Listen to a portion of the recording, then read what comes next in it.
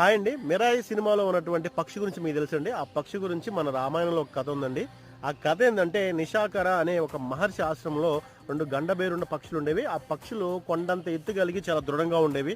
ఆ 2 పక్షులు కూడా అన్నదమ్ములు. ఆ 2 ఒకసారి సూర్యుని తాకాలని పోటీ పెట్టుకున్నప్పుడు ఆ వేడి తట్టుకోలేక తమ్ముడు సొమ్మసిల్లి పడిపోతుంటే అన్న పక్షి తన రెక్కలు అడ్డుపెట్టి తమ్ముడిని కాపాడటం వల్ల తన రెక్కలు కాలిపోతాయి.